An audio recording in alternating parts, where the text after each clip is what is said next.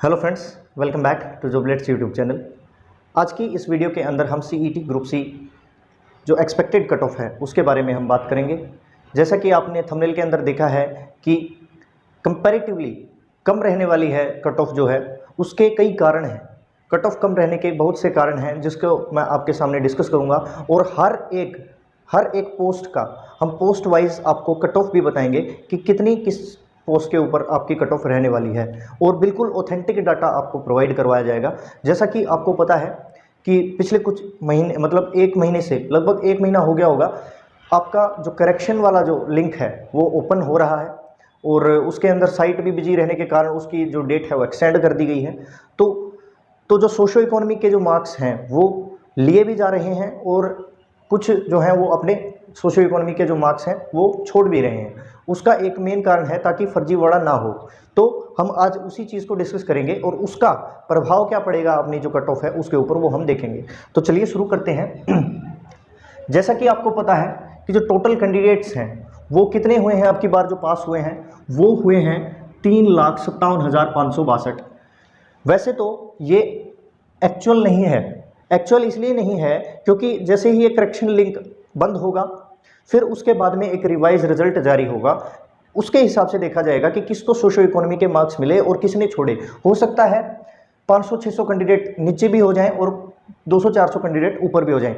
ज़्यादा क्या है कि कम ही होने के चांसेस हैं, क्योंकि देखो कम रहने का जो कारण है, पहला कारण तो ये है कि मैंने खुद ने भी जैसे जो फॉर्म फिल करते हैं, जैसे जो साइबर कैफ़े वगैरह होते हैं उसके अंदर भी मैंने 10-12 जो फॉर्म फिल करने वाले जो बंदे हैं उनसे भी बात करी है।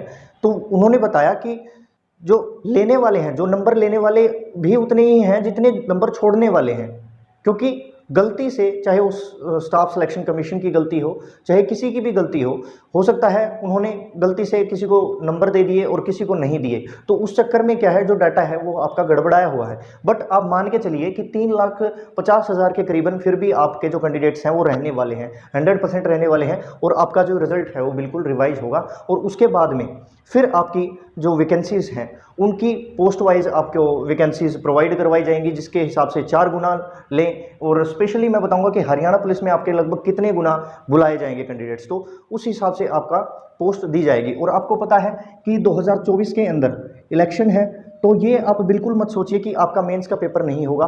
आपका मेंस का पेपर 100% होगा, क्योंकि 2024 के अंदर जब इलेक्शन है तो आपको पता है पहले क्या हुआ था, किसान आंदोलन हुआ था। एक बार किसान आंदोलन हुआ था ना, तो कोविड आया, फिर किसान आंदोलन आया, तो थोड़ा सा हरियाणा के जो पॉपुलेशन है उसके अंदर जो अभी फ़िलहाल में जो सरकार चल रही है उसके प्रति थोड़ा सा रुझान कम दिखाई दे रहा है। तो उस रुझान को दोबारा से वापस लेके आने के लिए, यानी कि बूस्ट करने के लिए, उनको एक ही मुद्दा पकड़ना है बस, कि किसी तरीके से अगर हम युवाओं को नौकरी देते हैं तो हो सकता है कि हमारी सरकार जो है वो वापस आ जाए। तो इसीलिए 2024 से पहले आपकी लगभग आप मान लीजिए 29,000 वैकेंसीज़ हैं, तो लगभग आपके 15,000 वैकेंसीज़ तो पूरी करेंगे ही करेंगे, ये तो पक्का है। चाहे वो क्लर्क की भर्ती हो, चाहे वो हरियाणा पुलिस की भर्ती हो, चाहे वो ग्राम सचिव पटवारी या फिर कैनाल पटवारी की भर्ती हो, तो कुछ ना कुछ तो होगा। तो इसलिए आप अपनी तैयारी रखिए, बिल्कुल रखिए, क्योंकि ये भर्तियां आपकी आधे से ज़्यादा जो भर्तियां हैं वो कंप्लीट होने वाली हैं। तो आप देखिए कि लगभग इतने कैंडिडेट्स हैं और 2024 के अंदर आपका इलेक्शन है, तो क्या होगा, उससे क्या होगा कि आपका पेपर तो होना निश्चित है। तो सबसे पहली बात तो ये हो गई कि जो फॉर्म है उसके अंदर आपने मतलब किसी ने अपने नंबर कम करवाए हैं तो किसी ने अपने नंबर लिए हैं, तो उस हिसाब से देखें तो 3.5 लाख के करीबन तो आपका कंपटीशन रहेगा।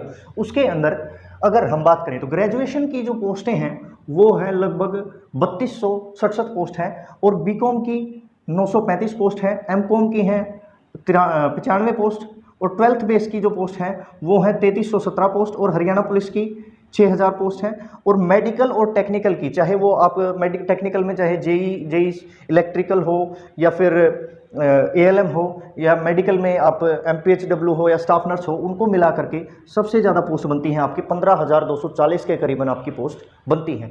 तो ये आपका है। और कुछ जो सबसे ज़्यादा जो पोस्टें हैं, जैसे ALM की आपकी 4252 पोस्ट हैं, कनाल पटवारी की 1100 पोस्ट हैं, ग्राम सचिव की 852 पोस्ट हैं, पटवारी की 403 पोस्ट हैं। तो ये जो जैसे मान लीजिए ग्रेजुएशन की पोस्ट एक साथ निकाल देंगे, ये तो है नहीं कि अलग अलग से पेपर लिया जाएगा तो वो पूरी ही नहीं होंगी। तो वो क्या करेंगे कि एक जैसे एलिजिबिलिटी वाला जो पेपर है, जैसे मान लीजिए ALM है, ALM का पेपर ज़्यादा पोस्टें हैं तो इसका तो हो सकता है कि अलग से ले लिया जाए, बट जैसे कि कनाल पटवारी है, ग्राम सचिव और पटवारी है, इन तीनों को मिला करके, इन तीनों पोस्ट को मिला करके एक भर्ती निकाल दी जाए और उसको उसका 4 गुना जो CET जो मेंस में बुला लिया जाए और उनका पेपर ले लिया जाए। कुछ ऐसे इस तरीके से होगा। तो JEE सिविल्स के अंदर कितनी है? 545, JEE इलेक्ट्रिक की 385 पोस्ट है, और जूनियर स्टेनोग्राफर की हैं कितनी है? 250 पोस्ट हैं, LDC की 333 पोस्ट हैं, MPHW की 349 पोस्ट हैं, क्लर्क की कितनी है? 2572 पोस्ट हैं, जो लगभग आपकी 2700 पोस्ट के लगभग आपका हो जाएगा, क्योंकि ये पुराना डाटा है। और फायर ऑपरेटर ड्राइवर की कितनी है? 2063 पोस्ट हैं, सिंचाई विभाग में ऑपरेटर की कितनी है? 340 हैं, शिफ्ट अटेंडेंट की 762 पोस्ट हैं, स्टाफ नर्स की 780 पोस्ट हैं, स्टेनोटाइपिस्ट की कितनी है? 1045 पोस्ट हैं, वाटर पंप ऑपरेटर की 669 पोस्ट हैं, और VLDA की कितनी है? 632 पोस्ट हैं, और हरियाणा पुलिस की आपको पता है कि कितनी है? 6000 पोस्ट हैं। और एक डाउट और रहता है कि क्या SI की भी इसी के अंदर आएगी? तो SI की जो भर्ती है वो इसके अंडर में नहीं आएगी, वो अलग से भर्ती होगी, ठीक है। तो ये बात होगी। तो अभी हम बात करेंगे अलग अलग से, मतलब किस तरीके से आपकी कम रहेगी। एक चीज़ तो आपको मैंने बता दी कि फॉर्म किस तरीके से, मतलब अपने जो सोशियो इकोनॉमिक क्राइटेरिया वाले जो मार्क्स हैं वो किस तरीके से कम हो रहे हैं या ज़्यादा हो रहे हैं। एक चीज़ तो ये होगी। सेकंड क्या है कि एज भी मैटर करेगी। अभी आपको पता है कि मान लीजिए कि कोई बंदा है जिसने CET का पेपर दिया और उसके आए 80 मार्क्स आ गए, ठीक है, और वो बंदा ग्रेजुएट है, ग्रेजुएशन में उसने मान लीजिए BA कर रखी है, और उसके तुरंत बाद ग्रेजुएशन बेस के ऊपर आपकी मान लीजिए कैनाल पटवारी की या फिर ग्राम सचिव की मान लीजिए कि ग्राम सचिव की पोस्ट आ गई, ग्राम सचिव की पोस्ट आई, तो वहाँ पर आपको फॉर्म फिल करना पड़ेगा। और उस टाइम पे आपको क्या दिया होगा कि आपकी एज लिमिट उस फॉर्म जब फिल कर रहे होंगे आप, उसके हिसाब से आपकी एज देखी जाएगी। और मान लीजिए कि इस बंदे का जो एज लिमिट है वो क्रॉस कर चुका है, तो वो एलिजिबल नहीं होगा, चाहे उसके कितने भी मार्क्स क्यों ना हो, तो वो एलिजिबल नहीं होगा। इसलिए क्या है कि लगभग आपके 3 से 4% कैंडिडेट ऐसे भी मिलेंगे, 3 से 4% कैंडिडेट ऐसे भी मिलेंगे जिनकी जो एज है वो ओवर हो जाएगी, ओवर भी होती है एज। तो आपका जो एज कहाँ देखी जाएगी? CET के बिहाफ पे नहीं देखी जाएगी, आपकी एज देखी जाएगी एक पर्टिकुलर पोस्ट के हिसाब से कि कब ये पोस्ट निकली, और उसके हिसाब से जो एज मांगी गई है कि आपकी इतने से लेकर इतने के बीच में आपकी एज होनी चाहिए। तो उस हिसाब से अगर आप फुलफिल नहीं करते हैं तो आप बाहर हो जाएंगे। तो ये एज लिमिट वाली भी बात है। तो आपका क्या है कि एज भी मैटर करेगी, ठीक है। तो एक तो सोशियो इकोनॉमिक क्राइटेरिया के मार्क्स और एक एज, ये आपकी मैटर करने वाली है इसके अंदर। तीसरी चीज़ क्या है? तीसरी चीज़ ये है कि मेरे को लगता है कि जितनी भी जो बड़ी पोस्टें हैं, जो जैसे कि जिसकी हायर रैंक वाली जो पोस्ट हैं, चाहे वो कम पोस्ट हो या फिर ग्रेजुएशन लेवल की जो पोस्टें हैं, तो आपको पता है कि कैंडिडेट तो सारे इतने ही हैं, चाहे वो टेक्निकल स्टाफ हो या फिर मेडिकल वाले बच्चे हों या फिर ग्रेजुएशन वाले हों या 12th बेस वाले हों, हैं तो सारे इतने के इतने ही। तो मेरे को ऐसा लगता है कि जो हायर जो एजुकेशन वाले जो कैंडिडेट्स हैं उनको पहले मौका दिया जाएगा, यानी कि मान लीजिए ग्रेजुएशन लेवल की जो भर्ती है, ग्रेजुएशन लेवल की भर्ती है उसको पहले करवाया जाएगा, टेक्निकल को पहले करवाया जाएगा, मेडिकल वालों को भी पहले करवाया जाएगा। उससे क्या होगा कि जैसे ही ये बंदे अगर शिफ्ट होते हैं अपनी अपनी पोस्ट के साथ, अपनी पोस्ट लेके और होल्ड करके और निकलते हैं, तो वो दूसरी पोस्ट की तरफ नहीं भागते, चाहे वो हरियाणा पुलिस की पोस्ट हो या फिर क्लर्क की पोस्ट हो जो 12th बेस पे है, तो उससे फ़र्क पड़ेगा। क्योंकि जैसे मान लीजिए जेई इलेक्ट्रिकल के आपने 545 भर्ती कर दिए, तो वो नहीं आएंगे किसी भी फील्ड के अंदर, क्योंकि उनका स्पेसिफिक एक फील्ड यानी कि जो इंटरेस्टेड जो जो जॉब है वो उनको मिल जाएगी। मेन कारण ये है। तो 3 कारण मैंने बता दिए कि किस हिसाब से आपकी जो कट ऑफ है वो कम रहने वाली है। अभी हम बारी बारी से बात करेंगे, अलग अलग कट ऑफ देखेंगे। तो बने रहिए आप वीडियो के साथ में, ताकि आपको एक अच्छी और ऑथेंटिक जानकारी मैं प्रोवाइड कर सकूं।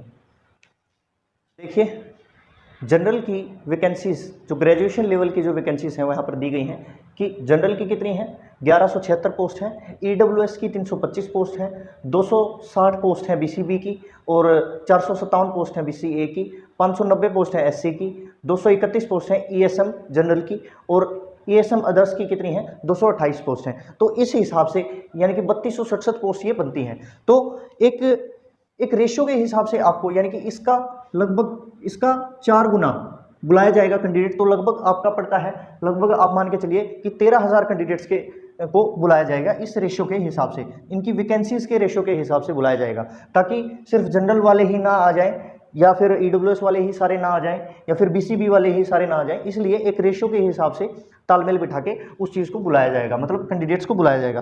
तो मैं अभी बताऊं तो जनरल की जो कट ऑफ है वो रहेगी आपकी 64 से लेकर के 65 तक, ग्रेजुएशन लेवल की, आउट ऑफ 100 की बात है ये, आउट ऑफ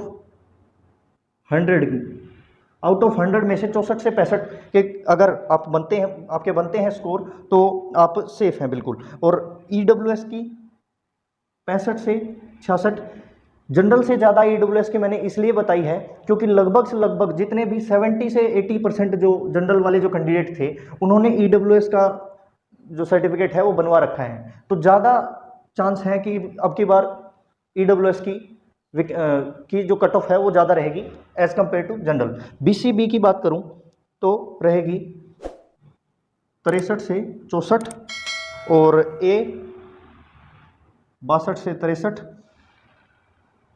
और एससी 60 से 61, और ये जनरल की 50 मार्क्स आपके होने चाहिए, और ये अदर्स में भी इतने ही लगभग आपके मार्क्स होने चाहिए। ग्रेजुएशन लेवल की मैंने ये बात करी है आपके सामने।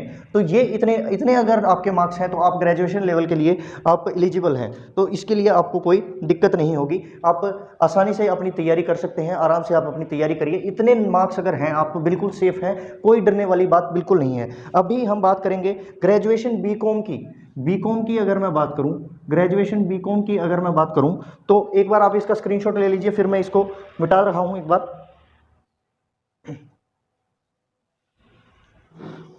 ग्रेजुएशन बीकॉम में अगर आपके 62 मार्क्स हैं जनरल के अंदर तो आप बिल्कुल सेफ हैं, और 62 से 63 मार्क्स आपके होने चाहिए ईडब्ल्यूएस में। बीसीबी में आपके 60 से 61 मार्क्स होने चाहिए, और ए में आपका होना चाहिए स्कोर 58 से 60 मार्क्स, आउट ऑफ 100 की बात है ये। और एससी में आपके अगर 55 से 56 मार्क्स भी हैं तो आप बिल्कुल सेफ हैं। तो ये बात हमने कर ली कि ग्रेजुएशन और बीकॉम एमकॉम वालों की। तो अभी हम बात करेंगे किसकी, अभी हम बात करेंगे staff nurse, VLDA, MPHW, ALM, fire operator और स्टेनोग्राफर की। वो एक बार हम देख लेते हैं।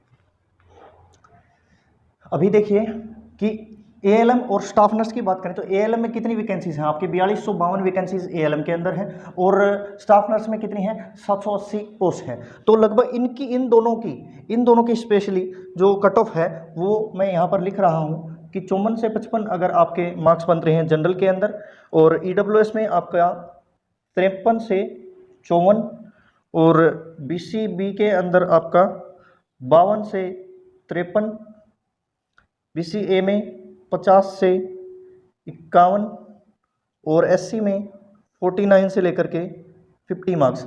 यानी एक चीज़ देखिए, या तो आपके इतने मार्क्स बन रहे हों या फिर आपका इतना मार्क्स बन रहे हों, इन दोनों में से कौन सा भी फिगर हो सकता है। अगर ये फिगर होगा तो आपका नीचे वाले जो फिगर हैं वो बिल्कुल इसी तरीके के होंगे, बिल्कुल होंगे, या फिर आपका ये होगा। मतलब आप मैक्सिमम ये इस तरफ वाला जो आंकड़ा है इसको मान के चलिए कि मैक्सिमम से मैक्सिमम ज़्यादा से ज़्यादा आपकी इतनी हो सकती है 55, 54, 53, 51 और 50 वाला जो एरिया है वो। तो ये तो बात हो गई अपनी एएलएम और स्टाफ नर्स की, और अभी हम बात करेंगे वीएलडीए, एमपीएचडब्ल्यू, फायर ऑपरेटर और स्टेनो की। तो वो और देख लेते हैं एक बार, फिर हम बात करेंगे 12th बेस्ड की और हरियाणा पुलिस की। तो देखिए वीएलडीए, फायर ऑपरेटर, स्टेनो और एमपीएचडब्ल्यू की कितनी रहने वाली है, तो आप देख सकते हैं कि 51 से 52 तक, 51 से 52 नंबर अगर आपके हैं आउट ऑफ 100 जनरल में। ईडब्ल्यूएस में अगर आपके 50 से लेकर के 51 मार्क्स हैं, और बीसीबी के अंदर आपके 49, और बीसीए में आपके 48, और एससी में आपके 45।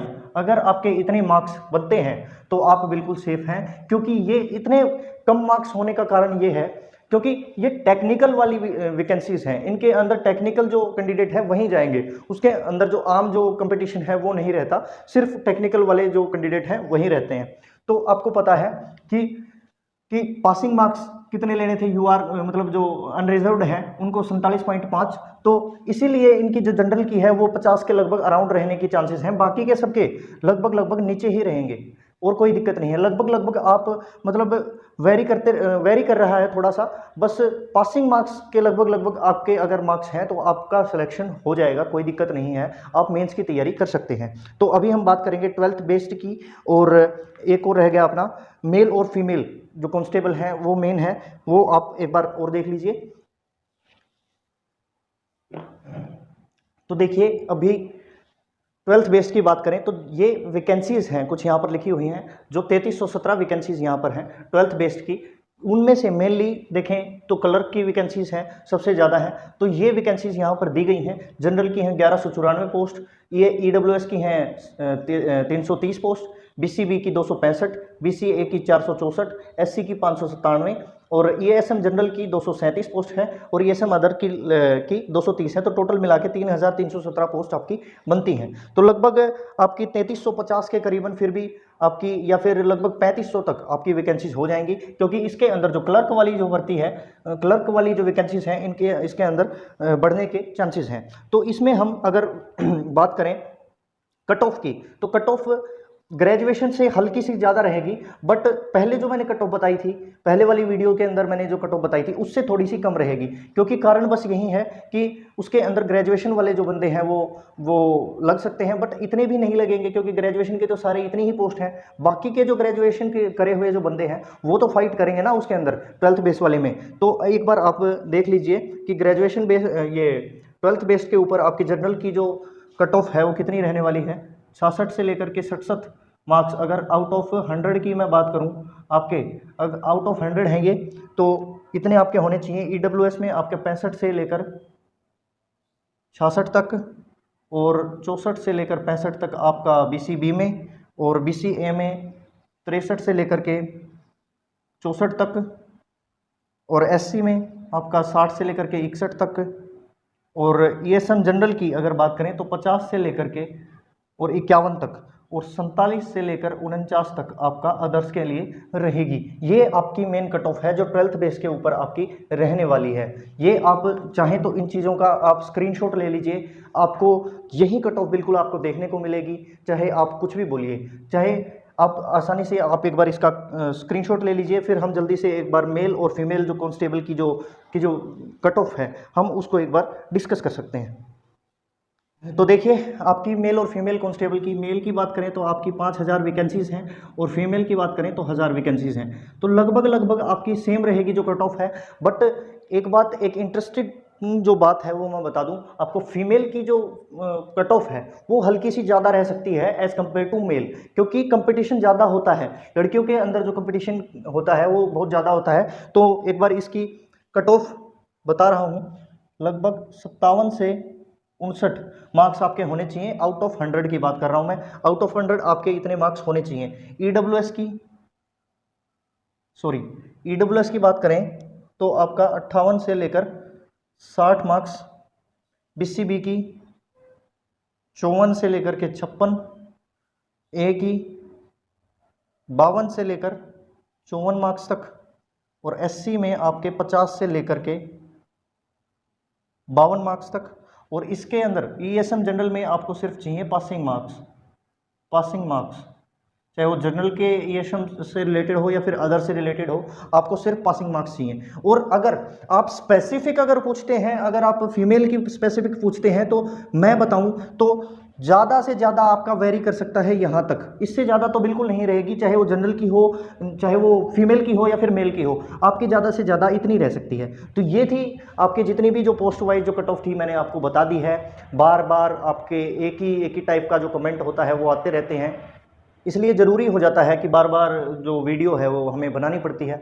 और जितनी शिद्दत से, जितनी ईमानदारी से आप इन कट ऑफ वीडियोज़ को देखते हैं, कि काश आप जो एजुकेशन से रिलेटेड जो वीडियोज़ हैं आप उनको भी देखते, शायद स्टैटिक जीके हो या फिर मैथ्स की जो वीडियोज़ हैं या फिर करंट अफेयर्स की जो वीडियोज़ हैं, आप उनको भी इतनी शिद्दत से देखते तो आपको इतनी ज़्यादा वो करवाने की आपको दिक्कत नहीं होती, यानी कि बार बार कट ऑफ वीडियोस देखने की आपको ज़रूरत नहीं होती।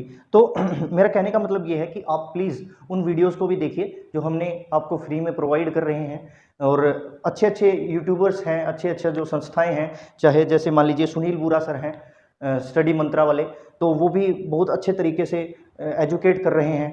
और डीएसएल क्लासेस हैं, मेहता क्लासेस हैं, या फिर परवीन टाक सर हैं, तो ये सारे के सारे जितने भी एजुकेटर्स हैं आपको एजुकेट करते हैं फ्री में, तो आप उनसे उनका बेनिफिट लीजिए। आप हमारी क्लास भी देख लीजिए यार, मैथ्स की क्लासेस हैं, स्टैटिक जीके की क्लासेस हैं, या फिर करंट अफेयर्स की क्लासेस हैं, आपको प्रोवाइड कराई जाती हैं। और हमें भी इसीलिए मोटिवेशन कम मिलता है क्योंकि आप देखते नहीं हैं। अगर आप क्लासेस को देखना शुरू करें तो हम भी आपको रेगुलर वो चीज़ प्रोवाइड करवाने की कोशिश करें। तो आई होप कि वीडियो जो है आपको अच्छी लगी होगी, इंफॉर्मेटिव लगी होगी। मिलते हैं एक नए टॉपिक के साथ, एक नई वीडियो के साथ, तब तक के लिए जय हिंद।